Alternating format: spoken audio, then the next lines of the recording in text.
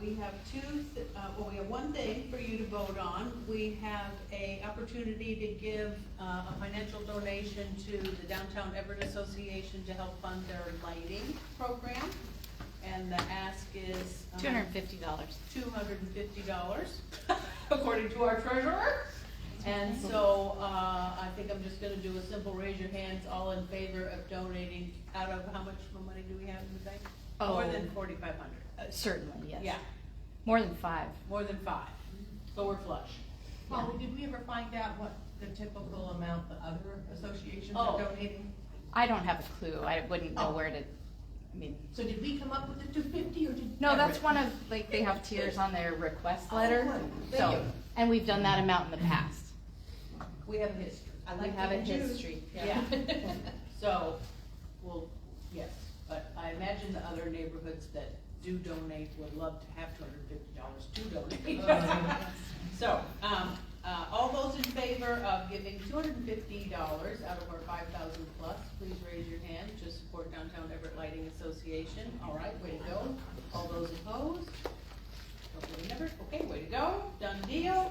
The other ask I have that's also Go Everett related is the person that's starting Live in Everett, or has taken over as editor for Sean Straub?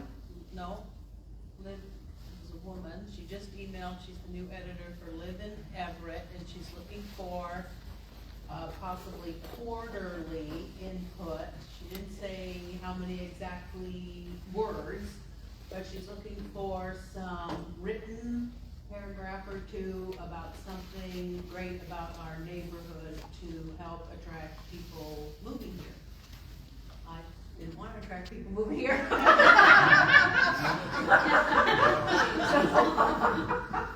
mean, you know, they'll find it, it's great, but anybody, I'm not wordy like that. I'm much better live. So if there's anybody, you can email nwneverett@gmail if you're interested to find out more. I think she said, here we got 2 more. We're up to 35 and probably going to be 36 for our head count tonight. Anyway, if anybody's interested in learning more about that, shoot us an email. And we can get you more information about that. She said quarterly, not monthly, not biannually, so just a little bit. It sounds like she's kind of putting it together as she goes. There's one other neighborhood that gives input, and somebody from downtown gives input. Was she looking more for people, or for an audience that is moving here permanently, or is there potential for people who are traveling here, coming for conventions, that sort of thing? I think it's both. Oh, okay. But I think it's both. Okay. But she That one said okay. the first thing, Oh, she did. Live in Everett. Yeah, Ah. I always thought it was live in that. it could be. Could be either. Hence why I'm not in charge. Okay, the other things to think about for the future is that we're most likely gonna get our $1,000 for grant money this next year. And so there's potential for that to be used for specific projects. Usually we do Easter egg, something for the garden. If we have a new connection with Whittier this year, we have a new secretary, and she's involved in Whittier, so we're hoping to get more back and forth going with them. So we might be able to do that Bike to Everett Day, or Bike to School one day, or something with the kids. The only Who's other. giving the money? What? Who's giving us the money? That's every neighborhood gets $1,000 a year. Well, there's our secretary. So if you have ideas for that, Kari's gonna update us on what you were talking about, okay? And then, the only other thing I'm excited about for I got 2 more things, sorry.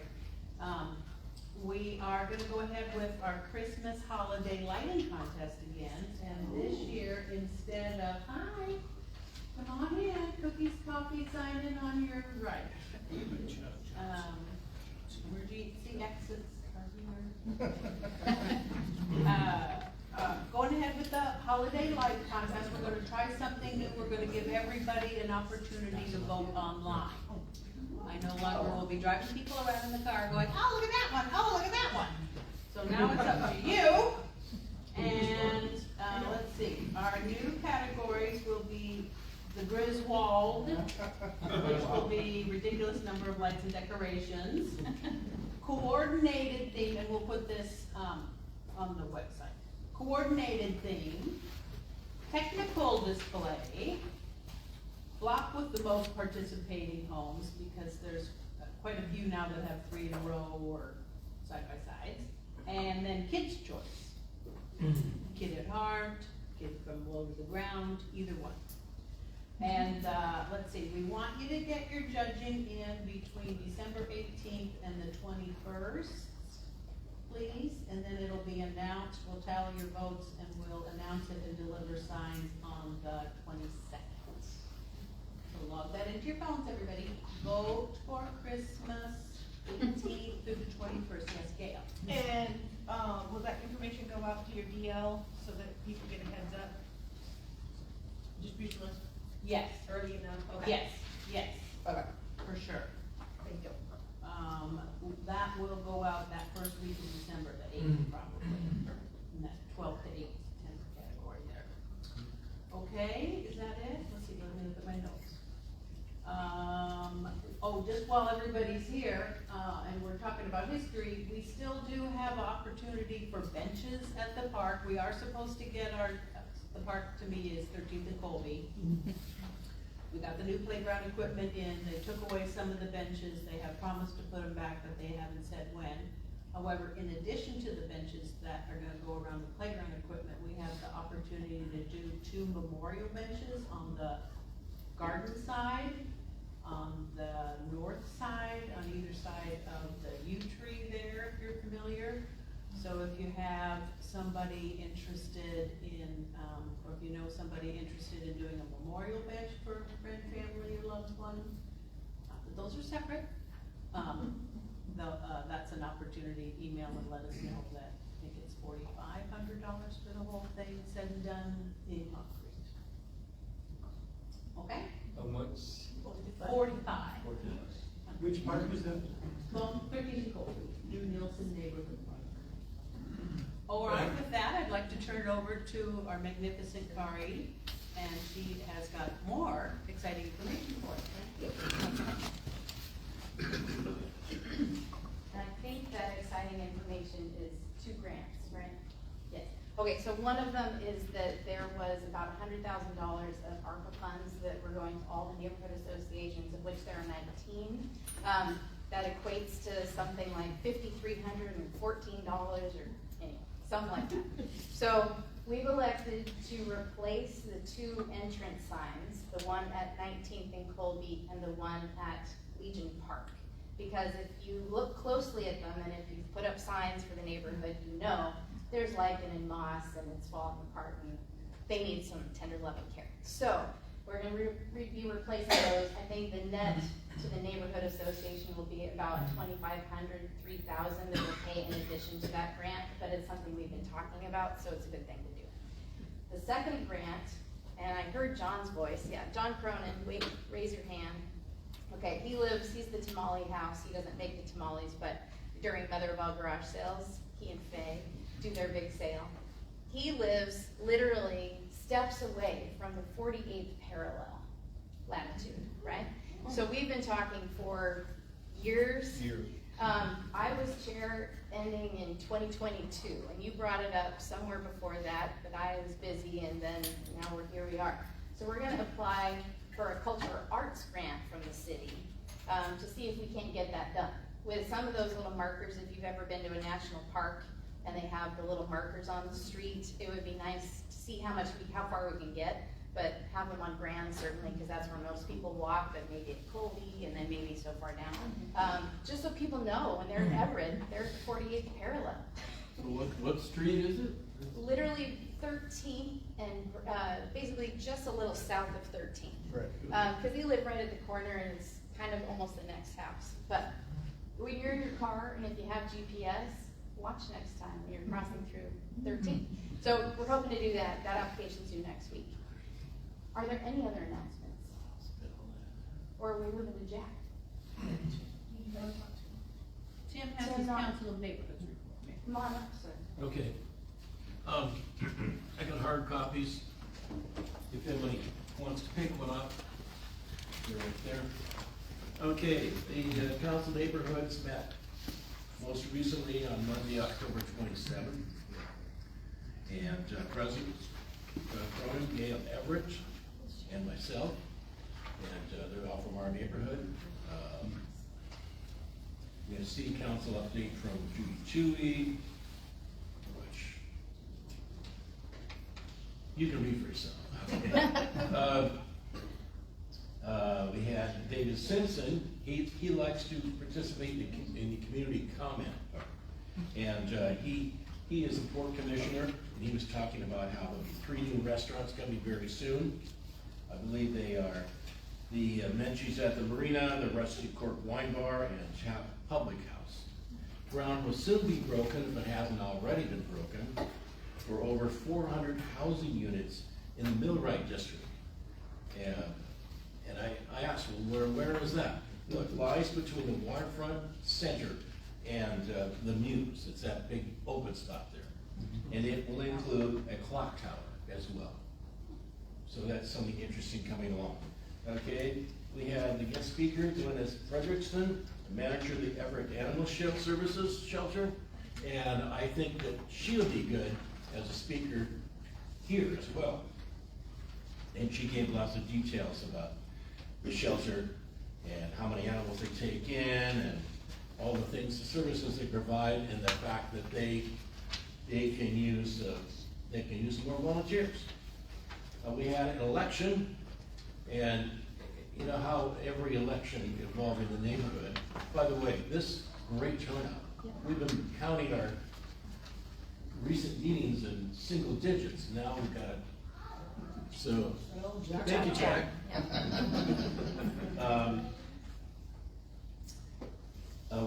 They just had one candidate for each office, and so Andrea Chucker is coming back as our council chair, Marilyn Rosenberg will be council co-chair, and Mackenzie Sullivan will be there as secretary. Okay, and they meet again next Monday, Monday 24th.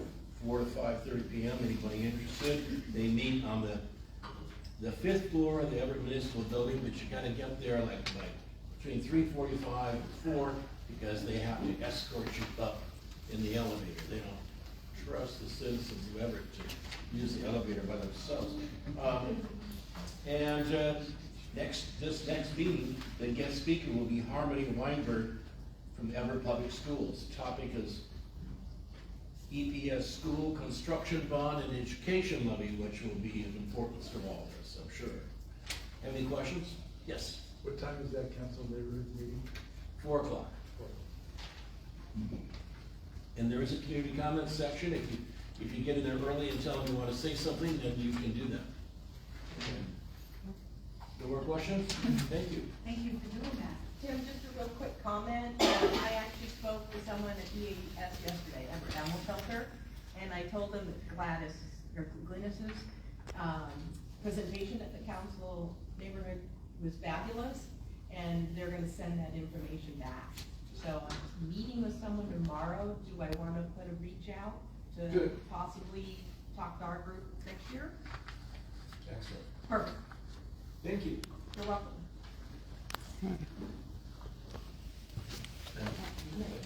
That's fine. Okay, I will echo what Tim said. It's really nice to see all of you. I recognize a lot of faces, and it's nice to have you back in the room. We meet the 3rd Thursday of 10 months of the year, I guess. We won't meet next month. We'll have holiday stuff, but we'd love to see you back in January on that 3rd Thursday. It's my pleasure to introduce Jack O'Donnell. This talk, we talked about pre-2022, and maybe even earlier than that, because I feel like it got stopped because of COVID.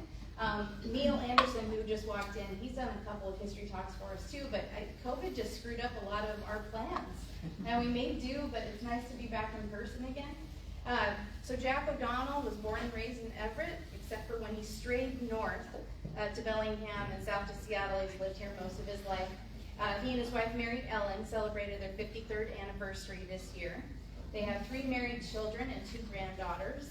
Jack taught school for 39 years. Some of that was in Everett. He loves his hometown. as do many of us, and has long been interested in history. In 2018, the O'Donnells moved into the Northwest Everett neighborhood, so we're glad to have you here, Jack, and he's going to talk about homes tonight.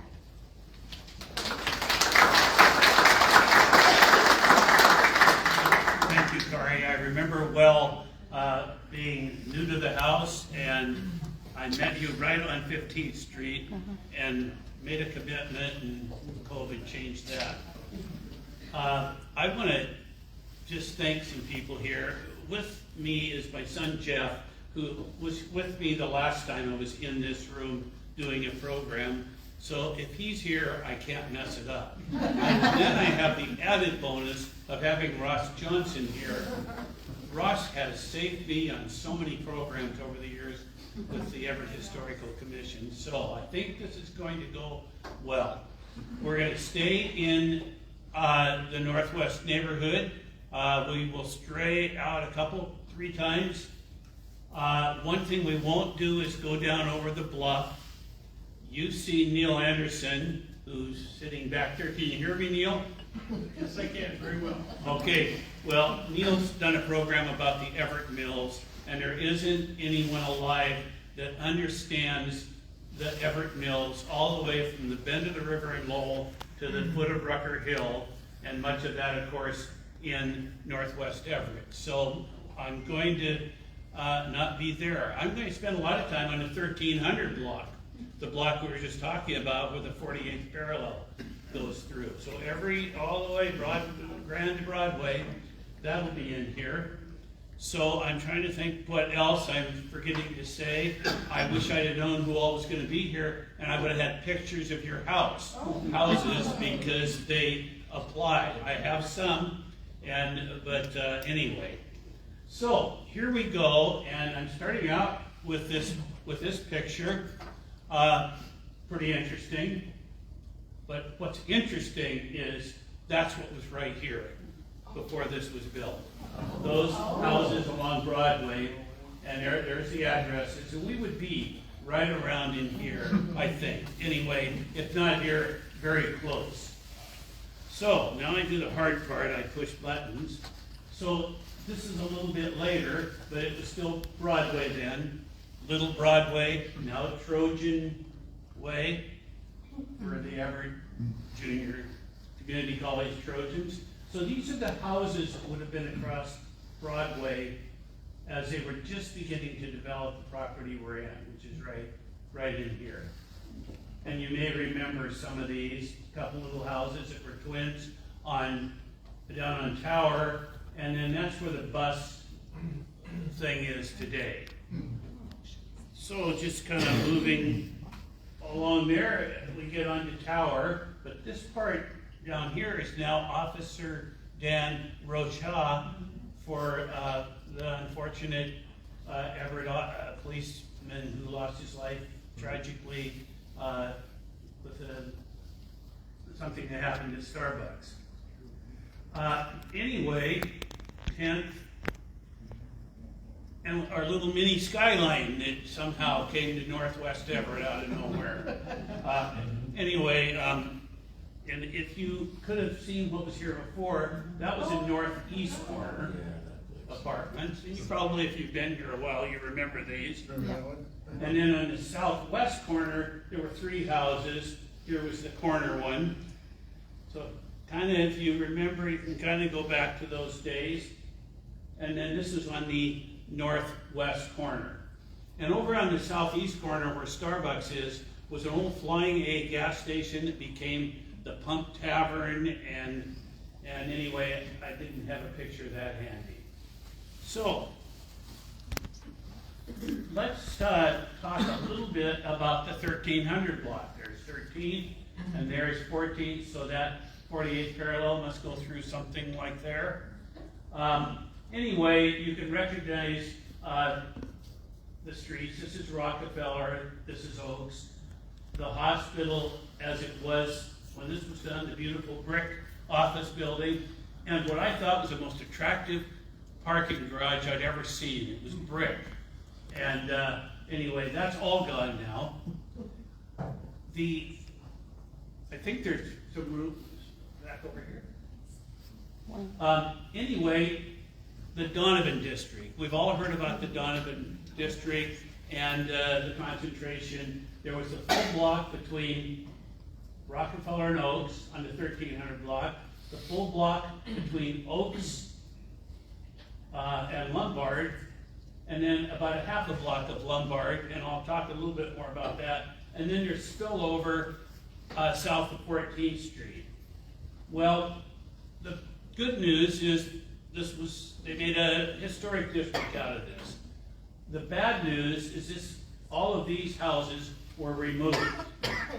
The good news is that 11 of them were saved, 11 to a block, and they're over on Donovan Place, which is just across Broadway, not very far away.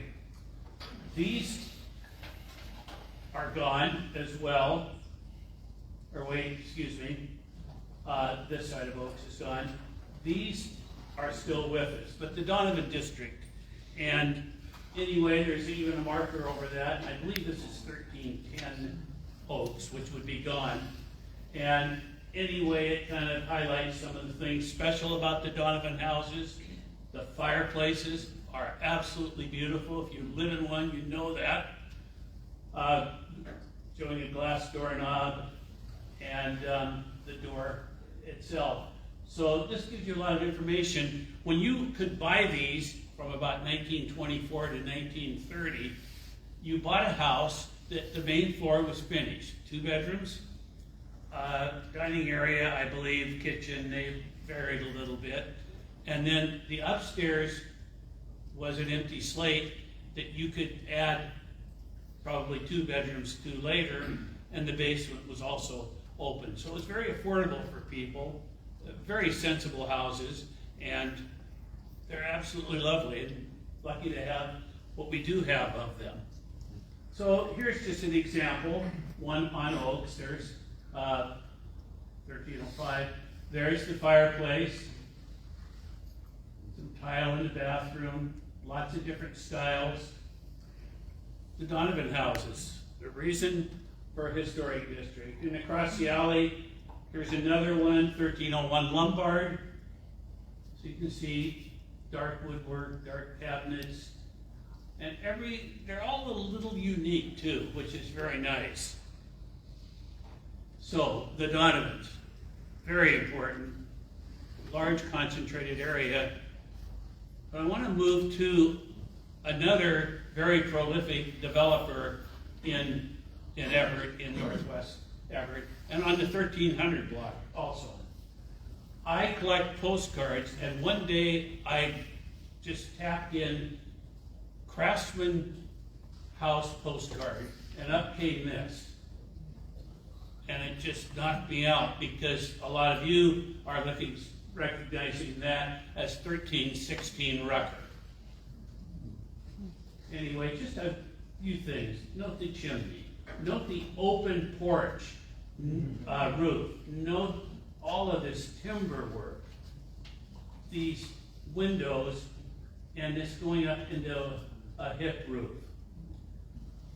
Anyway, on the back of the postcard, and this was so lucky, here is where I live on the banks of Puget Sound. Have built 6 houses here since last April, and another started, and we'll do with more plans to draw. Drew 2 plans last week, coldest, cold here, something about 4 inches of snow, keep bucking the wood, and regards. Anyway, this is just a treasure, because Bruce is Bruce Hume, and Bruce Hume lived in this house, and he became an architect for the Spriesterbach. And I'm not sure if it's Spriesterbach or Spriestersbach. My dad always said Spriesterbach.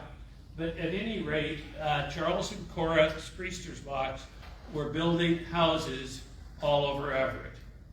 And this is one of them. Some more.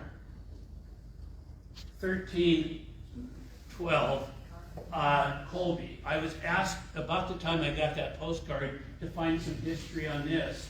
And I looked at it, and I saw this woodwork, and then we go, into that roof.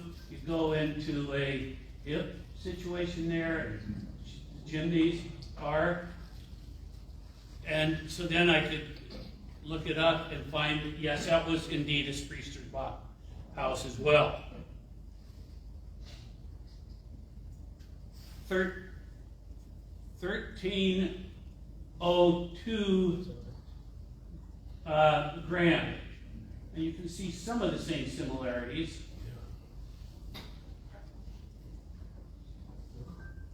1312 grand. Now this house has been remodeled, but you can still see some of those features in it, and I believe it does have its original front door. And then the house in between them at 1308, I didn't get a smoking gun on this one, but Spriesterbach built some of the houses and sold them. Others he built for somebody, so that could have been the case here. At any rate, this has to be a Spriesterbach. Just as a note, the 40th parallel runs through that driveway. Right, this is where the, thank you. So that's where the 48th parallel, okay, that's wonderful. And anyway, it has these timbers in here, and this roof goes into a little bit of a hip roof up there. That's very interesting. Now we'll move over to 1308 White. Another kind of cute house. 1501, excuse me, White. 1509 White. 1511 White. And even when there's been all these changes, there's still little things like this and these brackets. And I wish I had a better picture because this chimney's pretty incredible as well. And it goes into a little hip up there too. 1401 Colby. You can see every one of them's interesting, unique, a little different. 1409 Colby. And again, there's that woodwork that you see with so many of the porches. 1419 Wetmore. There's wood in there. Is that your house? It's me. All right. Well, there, I score one. 1915. Okay. And then over on Rockefeller, these almost twins, fraternal twins. 1615 Rockefeller.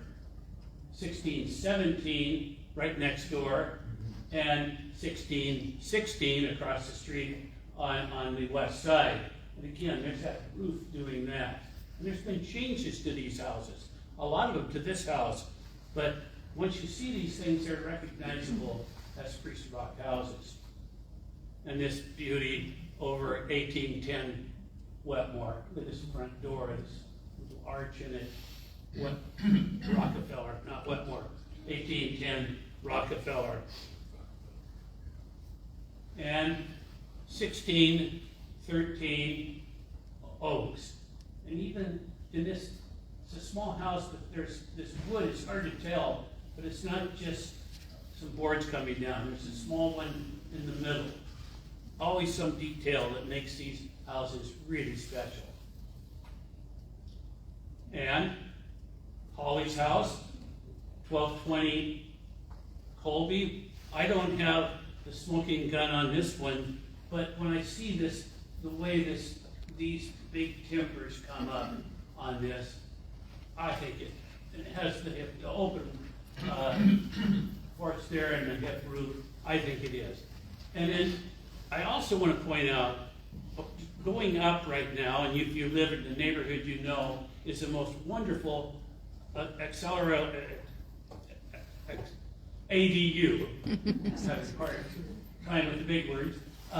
Anyway, in the back, it's a beautiful house. And then if you were to cross over 13th and go down the alley, there's another really neat ADU behind the house on Hoyt. Accessory dwelling units. And again, I don't have the smoking gun on this one, but look at those windows. We've seen those before. Look at all this work up here. Open gable, hip roof, has to be. So, I kind of decided that the Spriesterbach houses were cute and quaint. Here's the house they lived in at 620 Laurel Drive on Rucker Hill. So there's my first stray from the neighborhood. They don't get much cuter than that. 7 inches or 7 shingles thick, I believe, on that. Let's go back to 1316 Rucker a little bit. And again, you can see all this woodwork. It's just amazing. And I suspect, looking at those chimneys in the house next door, that's a Spriesterbach house as well. This house was recently, it's been on the market, and I want to go inside it, so you'll need to excuse a few things. Like the fact that the egg crate ceiling probably wasn't painted when Bruce Helm lived in the house. The fireplace probably wasn't painted then either. I doubt the toll painting or whatever this is was there, and I bet there's some beautiful floors under here. They might be Douglas fir, but they could well be hardwoods. But look at this. You know, those windows again. A lot of windows. And this is looking from the dining room to the front door, past the fireplace. I'm guessing that's an original light fixture. Hallway and storage, more storage in a bedroom, more storage. And here's the kitchen, which must have been remodeled, because I'll bet that those faucets once came out of the wall. You know, some of you probably have that. I mean, old houses are old houses, and they're wonderful. And then finally, pretty original bathroom with a clawfoot tub and a flush-L toilet. So it's an interesting house, but it's kind of in limbo right now. And they're working on it, and we're not sure of what happens, but it's really an important house. Well, then I got to looking around at some of the rest of the neighborhood, and I went 2 houses south to 1322, and my whole cute and quaint thing went away, because this is Spriesterbach. And look at these stained glass windows that were original to this house. This house, between them, I suspect, is a Spriesterbach. I don't know that. So 1322, and then the next house south, 1328, another Spriesterbach. Look at these brackets that hold this up. And I say that they didn't duplicate the houses. Well, sometimes they kind of did, out of the neighborhood. 2112 Colby. Well, the only thing I'm finding different is the pillars here are wood, and they don't have siding over them. But everything else is, look, the brackets are the same. The chimneys, one on the side, another one in the back, are the same. So then back to that 1300 block, 1317 Rucker, another 4 square. And what I love about this house is there's a fireplace in the living room. There's also one in the dining room, a little corner fireplace. These houses were special. And then moving down just half a block to 1401 Rucker. They were building big houses too. And this is a good example. Just an absolutely incredible house, and nothing else quite like it. Okay, we're going to move to another builder, and it's Sanford Wright. This is the home that Sanford and Dorothy Wright lived on, the neighborhood on Taylor Drive. It stands today. It's hard to get a good view of it with the hedge, but look at those chimneys. So let's move to 800 Grand Avenue. And there, another right house, chimney's only 2. And I just have to mention, if you're an old car buff, 61 Dodge with the reverse fins. They're almost laughable, but it's a nice 2-door hardtop. And then this is 612 Laurel Drive, Malsby Lane. And there's another chimney back there, but somehow the pictures I have don't show it very well, but it, the chimneys make those houses stand out. And this 49 Buick must have belonged to Bert Vanderwilt, who was a longtime principal at Everett High School. So let's kind of move to our parks. This is another postcard I recently purchased, and I think that's the same tree there. You kind of go over by the monument of Vancouver's Landing, which wasn't really at the foot of the bluff, but it was out closer to Hat Island, but it was out in Port Gardner Bay. Well, today the sidewalk turns, and it just about has to be that same tree, I think. And a beautiful bust of Everett's favorite son, Senator Henry M. Scoop Jackson, looking west over to kind of a sunset. We have another park out in the north end. Please don't ask me what the gun is. I thought it would say on the back of the postcard, it doesn't. But anyway, you can see where this was.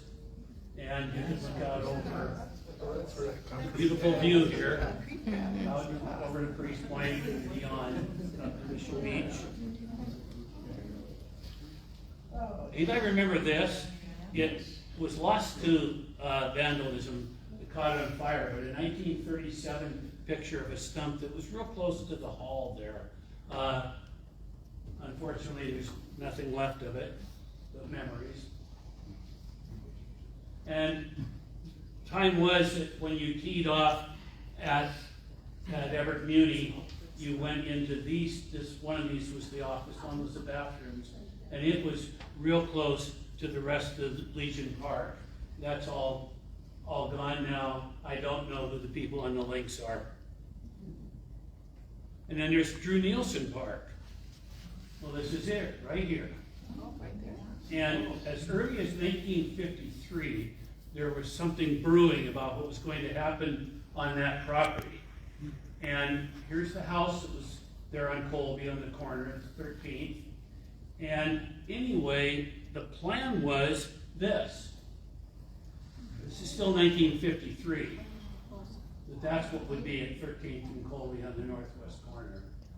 Well, somehow nothing happened then, but decades later that issue came to life, and I'm guessing that some of you in the room were at meetings that really empowered the northwest neighborhood, because it didn't become a clinic kitty corner from the hospital, it became a park. And this is the house that was on the white corner. There were actually 2 of them. The picture I have of the second one is terrible. This isn't very good either, but the house was neat. It's a big house. And so let's just talk about the big institution, the hospital. We were just right there on the corner of Drew Nielsen Park. So we've got Colby, Wetmore, and this is 14th, 13th. So the 48 parallels going through there somewhere. The hospital was built in 1925, and the first Donovan houses about the same time, 1924. So it kind of dates this. This was the nurses' school. They tore down about 1966, and Neil Anderson told me that a lot of those bricks are over in this area in a patio for 1311 Hoyt. Anyway, Wetmore still went through because that's the way it was. And then here's Rockefeller. And then here's Oaks. And then Lombard isn't there. And Broadway. Really? And we have 13th making it over to Broadway, but look at these little turns and so on. 14th doesn't even make it to Lombard or Oaks, it looks like. So anyway, this building, this block went for the hospital. So Wetmore was closed off. Then this is that block that I showed earlier between Rockefeller and Oaks. And then there wasn't anything here. There's a few Donovan houses south of 14th, but so much to learn from a picture like this. Over on Colby, I think Heckendorf's house and store isn't there yet. And the medians were in place. They were wider than they are today. And this median later was paved over for parking for the hospital. But it's not now. What year is this? This photo? What year? About 19, I'm gonna say about 1928. And then another picture of interest like that is this one. This is Broadway. And of course, when they built the Marysville Cutoff, as it was called, back in 1927, it just took off at about a 45-degree angle and then went out and crossed all those amazing bridges. There's Everett Municipal Golf Course. This is 10th. And then this would be Rocha Way, and then Trojan Way, Little Broadway, Alley, Lombard, Alley, Oaks, Alley, Rockefeller, Wetmore. Oh, wait a minute. Lombard, Oaks, Rockefeller, Alley, Wetmore, Alley, and Colby. And there's that median right to 10th. A little bit of Colby and some of them, but not much. They sure don't make it tonight. Only Hoyt does. And joins Alverson at the time that this was taken. And they went around here. You can see What's the cut. what's the furthest left street? Is that Grand? Or where? This one? Yeah. Hoyt. Hoyt? Oh. Hoyt. So this doesn't get over to Rucker and Grand. But changes. Did the road go all around the point? And that Yes, stuff? yeah. Okay. And actually, it was designed that this was all gonna be Grand. And then that's why we have East Grand over there. And then over the years, they changed. Now, so I don't forget it, to the Johnstons, your house is a Spriesterbach house, and Chuck, 1410 Colby, where you grew up, is also a Spriesterbach house. Meant to say that earlier. Anyway, we're now back at the same general area, but looking south instead of north. So you have Wetmore, here's 10th, here's 9th, and then the first buildings of Everett Junior College, 1958. Chuck Lorensky, you may have remembered him, was an educator, and he put together a little book with these pictures. There's Whittier School. And then look at this block between Rockefeller, 9th, Wetmore, and 10th. That's the Whittier playfield. The entire block is. So there's a bunch of houses in there that have been moved around over to other places on Wetmore. And if that's a lot of houses gone, go over to Oaks, and there's 9th going through. This is Lombard and Broadway. All of those houses are gone. And of course, we're in this area. So just big changes that happen, even in neighborhoods like this. And if you followed Wetmore down, there's the gymnasium and swimming pool that were there. My kids learned to swim there. And that building is the old boys club building that even predated them, this building. So anyway, changes in the neighborhood, it seems to stay the same. Whittier School in 1948, when it was brand new. So that's Oaks and 10th. And one more on this. There's Lombard. And we're right about in here. Right now, Whittier School and the college, and I think this building is gone in the college. Something's gone there. And the other school, wonderful Washington School, Washington Oaks. These are all views from Rockefeller. So this is the door you go into when you go in there now. Wonderful adaptive reuse for an old school right in the neighborhood. Countless people who went here have gone on to live here, and some do today. So we're so fortunate to have this building, and it serves a valuable purpose. Let's go to 15th and Rucker. 1502 Rucker, we are at C-Vans. And I want to thank Nancy Jumpway, give a wave, and for furnishing these pictures, because C-Van was her grandfather. And so these pictures have stayed in the family. And someday we're going to get IDs for all these people. But just look at it, these pictures just blow you away. Oh. The floor's still there. Across the street.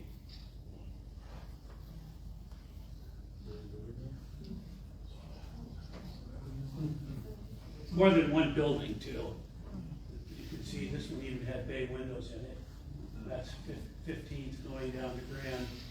If you haven't been in here today, you've watched this go from under the red umbrella to Zippy's to Pisces Pie, and now it's Wheelin' House, and you have to go in there. You can get breakfast, lunch, or dinner. You can get coffee with cake or something, beer, wine. Johnny is he works on antique bicycles, so he has a little shop in here. And Betty has a little vintage shop in there. It's delightful. It has that really good feel. And I urge you just to take your coffee there soon, or maybe plan a meal. One more picture of it. Shelby's house. Okay, moving on to another subject. Houses that have changed. Now, for every house on here, I could have found a couple more, and maybe that could be another program. This is 526 Colby. It was like a lot of those. They were small ramblers, brick, and changes came to some. This is 526 Colby, same house. You can go in and see the rooms there and the fireplace is about the same, a big change. This is a postcard I bought with no ID on it, and except I think it said Everett. And I looked at it and I looked at it and thought, it's saying something, but I don't know. And so finally I kind of zeroed in on the pedestal chimney. That's unusual in Everett. This little round window and this bay window, and slowly but surely it came to me. 1812 Rucker. Wow. So I'll go back to this. At this time, Roland and Nina Hartley lived in this house, and before they built a big house at 2320 Rucker. Beautiful house either way, but what had changed? You moved your doorway. The front door was there with the porch and so on. Same house. Wow. And here's another one, but anybody ever have a 56 Chevy? Okay, then, Herb, you know that you had to turn that little thing right there on top there to open the gas cap. That was the cleverest hidden gas cap arrangement any car ever made. 57 had something too, but not like a 56, where you had to actually move something. So, now I had a 56 Chevy too, like that out of my system. This is 1725 Hoyt. The remodeling has already started. You know, windows just are out of sync. You can see where the windows were. And that kind of thing was beginning to happen to this house until Roland and Laura Behe bought it. And there's the windows the way they ought to look, and they just continue to restore this four-square home. This is 1511 Oaks. And here it is today. And no, that can't, yeah, drive through the alley, that back part's there, it's just changed. 832 Rucker, in the corner there at 9th. More elaborate. 416 Alverson. Look at this. Well, this, believe it or not, is the same house. Recently on the market for what, 1.4 million, somewhere in that neighborhood. And then across the street from it at 431, typical Rambler. I know that one. Still there. Yep. It's started the tower and anyway, changed. 1705 Wetmore. Now, you'll know this can't be real, and it isn't, it's a drawing, but that's what the house ended up looking like.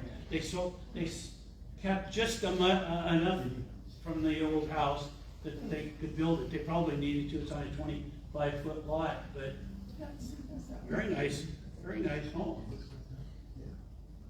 And this is 1508-ish grand, not too long ago. And by the way, I've tried to use these old pictures as much as I can that used to be in the they used to be on the records at the courthouse. Now they're still there and they're online. And that's what it looks like today. Like a lot of these houses, they've gone up on the back for the bay view. And 1311 Grand, another Spriesterbach house. There it is today. And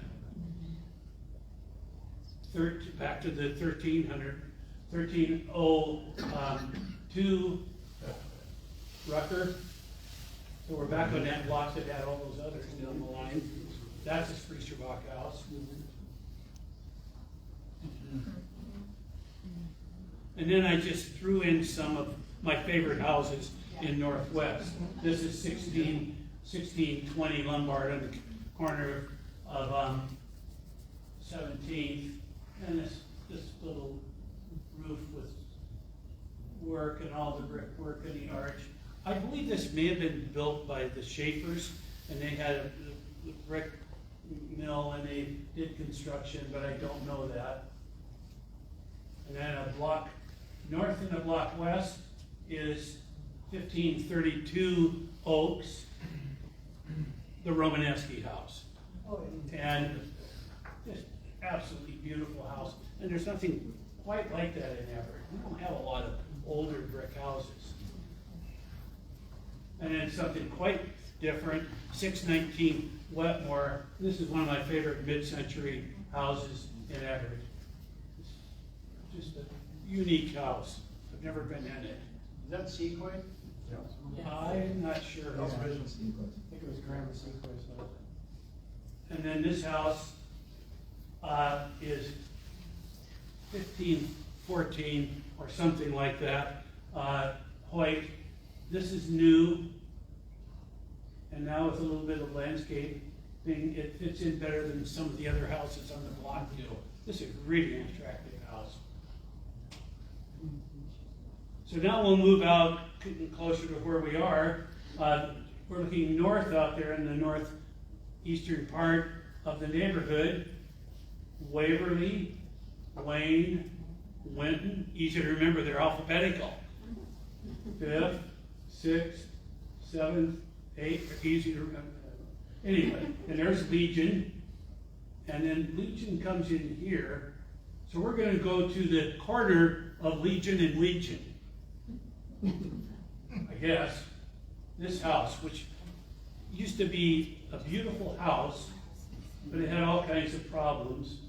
So they tore it down, they logged the property, and here's the first of five houses that are on that same property. Change. Here's a house that went missing, and I don't remember it. Does anybody else? It was, the big house on the corner was the Minks house, Anderson house. And this is at 12. This house is standing. This is gone. And I had made some notes in here. Barb Lamoureux let me look at an old bunch of pictures and help identifying, and just That's remained an empty. lost it. That remained an empty lot, right? Well, it's part of the yard of the house south of it. Yeah. And then Hadley's Motor over at 19th and Lombard, and this is when they still had that neon clock. And you can't see the neon because it isn't dark enough. But those were very common in the past. Maybe it was made in a company in Lima, Ohio that made a lot of these. And look at these gas pumps. The house the building's still there and it's occupied, and I see cars around it. This almost suggests fire coming over here, and lo and behold, that's what happened to this house. Right next to it. Neat house too. It's been replaced with this house. And then if you move a couple blocks west on 19th, you come to Wetmore. There's the close by store, and they had lockers in there. And maybe you went to them. And then there was a storefront here, and here's another picture of that building, all replaced with an apartment now. And at that time, the laundromat was there instead of next door over here. I don't even need to announce what that is. There at the corner of 12th. That was here until not long ago and served as the Eagles Club as well. And Waite's Motel. And at one time, that was a completely respectable motel to stay in. And it's interesting. That's a Donovan house, and that's a Donovan house. And the reason the Donovan houses didn't come up to 13th when they built them on Lombard is there was a highway building or something in this space. Well, now you can go through and kind of pick out the configurations of the rooms. But anyway, something to happen. And then another motel, it didn't go out, it went out rather ingloriously. And there's Hardee's restaurant, and this is Broadway, and this is Officer Dan Rocha Way. But I have to tell you, when my cousin in Mount Vernon got married she was from Mount Vernon too, they got married in the little church across the bridge in Conway. Guess where they spent their honeymoon? It's true. And who knows, maybe they stayed at the bride suite. I don't know that. But these were pretty typical of ads on motels back then. This was brand new. Free TV and radios. And, things we take for phones, I think, is in here. The things that you take for granted, not necessarily phones anymore. And then these beauty rest beds must have been a big deal because that was on the back of just about any motel. Tubs and showers, kitchenettes, They have a little laundromat next door. Yeah, laundromat, cocktail lounge, Little tiny. and you could dine in the fireside room. So anyway, the top room was out. And you could see that sign for the topper going north on Broadway because it was in that little triangle, where Broadway cuts off to the northeast. Okay, well, here we are where we started, and as near as I can tell, on the east, or the west end of the building we're in, this being the east, it went all the way along what would have been Lombard. And these houses, I've got two addresses, because it had two addresses, I don't know why, on this one, 921, you can see, the building's doomed in this, but that was on the Lombard side of this. So let me end here with my information. So if you have a question, you can call me, and you can text me, you can phone me, you can email me, you can stop by 1430 Rucker. And I don't know if the two coyotes that came out in that newsletter will be out in my front yard if you come by. But anyway, that's there. And then if you have old pictures of your house or any house in Everett, anywhere, I would love to see them and scan them and just add them. It's really just a hobby, and I love studying all of these houses. So, you live in a wonderful neighborhood if you're in Northwest here, and I'm so proud to be a part of it now. It's just a great place to be. So, with that, close and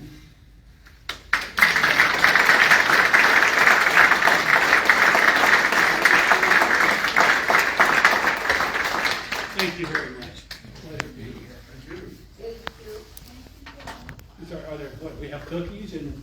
Yeah, we have cookies. Everyone's in shock. They're like, oh, we want more! There's another show in the waiting. Yeah.